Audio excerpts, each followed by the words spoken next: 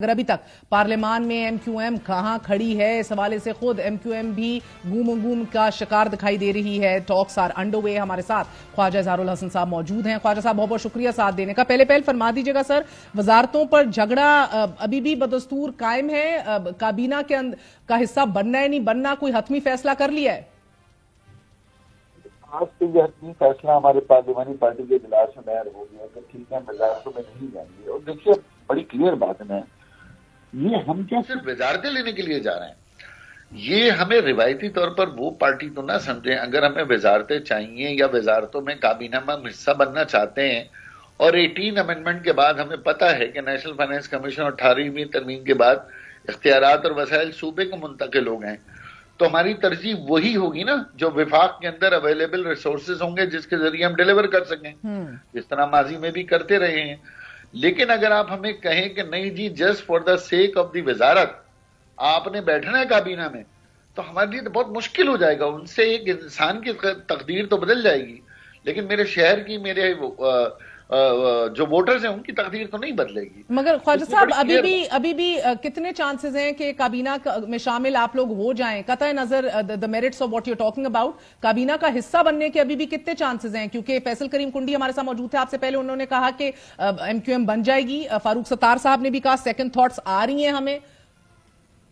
देखिए, अभी तक आज एज ऑन टुडे मैंने आपसे बता दिया कि पीएमएलएन और पीपल्स पार्टी माशाल्लाह कंफर्टेबल है, दोनों हुकूमत चलाने के लिए राजी भी हैं और उनके पास यकीनन फार्मूले भी होंगे। और पीपल्स पार्टी भी फुल फ्लैश आईनी अहदों के साथ है। सदर ममलिकत उनका, डिप्टी चेयरमैन उनका, गवर्नर पंजाब उनका, गवर्नर केपीके बलूचिस्तान सिंध में हुकूमत उनकी। तो अगर ये दोनों मिलकर मुल्क को माशी बहरान से निकालते हैं तो हमें बिला वजह अपनी टांग अड़ाने की जरूरत नहीं है। लेकिन एक बात मैं जरूर आपसे गुजारिश करूंगा, मफाहमत के साथ चलाएं, लेकिन आखिरकार कहीं ना कहीं फिर एमक्यूएम की जरूरत पड़ जाएगी और जरूर पड़ेगी। तो वो जहन में जरूर रखें कि आपको जब जरूरत पड़े तो उस वक्त एमक्यूएम की कदर और कीमत बढ़ जाए। जब आपकी आपस की अंडरस्टैंडिंग में हो तो एमक्यूएम को नजरअंदाज कर दिया जाए। ये रवैया जमहूरी नहीं है। और अगर वो नजरअंदाज करते हैं तो आप फिर भी ट्रेजरी बेंचेस पे ही होंगे या ऑपोजिशन बेंचेस पे भी जाके बैठ सकते हैं? अपोजिशन बेंचेस पे जाके हम क्या करेंगे? अपोजिशन बेंचेस पे तो एक अलग ही दीवानापन चल रहा है। तो ये एक फैसला आप लोगों का है कि हम बैठेंगे ट्रेजरी बेंचेस पे ही, मगर एज ऑफ राइट नाउ काबीना का हिस्सा बनने के कोई मूड में नहीं है आप? मूड में नहीं है। हम अहल नहीं समझते कि हम इनफरादी तौर पे काबीना में। Sir, I think you driving a very hard bargain. मैंने तो इब्तिदाई में भी कहा कि नून लीग की जरूरत है आपको लेजिटिमेसी के लिए भी डाले। पीपल्स पार्टी वैसी काबीना का हिस्सा नहीं बन रही, माइनॉरिटी गवर्नमेंट है, they need you, you will drive a hard bargain. सवाल यह है कि मुस्लिम लीग नून विल इट बकल और नॉट बकल? बात आपकी दुरुस्त है, कभी ना कभी तो आपकी जरूरत पड़ेगी। 15 डायरेक्टली इलेक्टेड सीटें, रिजर्व सीट डाल के आप 22 की स्ट्रेंथ पे है। पीडीएम के टाइम से भी ज्यादा स्ट्रेंथ पे आप अभी हैं। सो फ्रैंकली स्पीकिंग, मिलनी तो आपको 3-4 वजारतें चाहिए असूली तौर पे, नहीं? चले अभी बजट तो आने दे, बजट से पहले बहुत कुछ ठीक हो जाएगा। वो तो हो ही जाएगा सर, एब्सोल्युटली हो जाएगा। मगर असूली तौर पे जस्ट रीडिंग योर माइंड, 3-4 वजारतें तो बनती है ना भाई? देखिए, वजारतें इंपॉर्टेंट नहीं है, मेरा शहर का शेयर इंपॉर्टेंट है। जो अस्करी तौर पर, माशी तौर पर इतना इंपॉर्टेंट शेयर है, तो उसका शेयर, अगर मैं शहर की नुमाइंदगी करने आ रहा हूं तो मुझे शहर का भी ड्यू शेयर चाहिए। अगर मेरे शहर की जिम्मेदारी आप ले लें तो मेरी तरफ से अस्सलाम वालेकुम वजारतों। सर वो तो ठीक है, मगर कल सुबह मैं उठूं और वो फिर वही फारूक सत्तार साहब कह रहे हैं सेकंड थॉट्स आ रही हैं, तो मुमकिनात में से कि कल ऐलान हो जाए कि आप आ रहे हैं, काबीना का हिस्सा बन रहे हैं या नहीं? आप तो हर सुबह उठ रही हैं तो नई खबर आ ही रही है, ये भी आ जाएगी तो कौन सा अचंभा। और कौन सा जैसे पहले नहीं आई आपके बैठने और बाहर निकलने से सर, अब तो आदी हो गए हैं। मगर मुझे बताइए, आपने कहा कि बजट के बाद भी बहुत कुछ हो जाएगा, हो सकता है सेकंड फेज में ही आप लोगों को शामिल कर लिया जाए, मगर अभी बहुत दरियाए जो अबूर करने हैं। सदर जरदारी को भी वोट डालना है सदारत के लिए, डालेंगे?